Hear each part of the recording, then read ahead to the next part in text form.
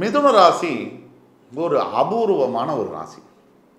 காலபுருஷ தத்துவத்துக்கு 3ஆம் வீடு இந்த ராசி. புதன் ஆதிக்கம். இந்த புதன் ஒன்றும் சும்மா இல்லைங்க.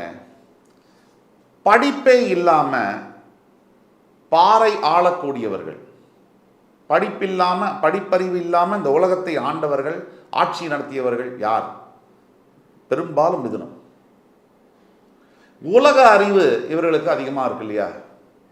இந்த உலக ஞானம் அது ரொம்ப முக்கியமாச்சே. தவிர ஞானமே இல்லாதவனும் இந்த வாயில் வடை சுடுறது யாரு? நிறைய அரசியல் புரோக்கர்ஸு, இந்த பாலிட்டிக்ஸில் இருக்கக்கூடிய பல பேர் வாயில் வடை சுடுவாங்க. எதுவுமே இருக்காது, திறமை, படிப்பு, அறிவு எதுவுமே இருக்காது. ஆனால் வாயில் அவங்க பேசுகிறத பார்த்தோம்னா நம்ம நம்பிடுவோம். அது மிதுனம். அப்பேற்பட்ட மிதுனம் இந்த ஆண்டு உங்களுக்கு 10ஆம் இடத்தில் சனி பகவான் வந்திருக்கிறார்.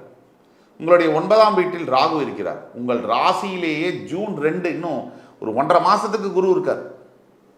அதுக்கு பிறகு குரு உங்களுடைய 2ஆம் இடத்துக்கு போய் உச்சமாகி உங்களுடைய 6, 8, 10 வீடுகளை பார்ப்பார். இப்போதைக்கு உங்கள் ராசியின் 3ஆம் வீட்டில் கேது இருக்கிறார்.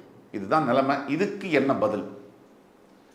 மிதுன ராசி என்பர்கள் இந்த கிரகம் குரு, சனி, ராகு, கேதுடைய இதை வச்சு எப்படி இருப்பாங்க?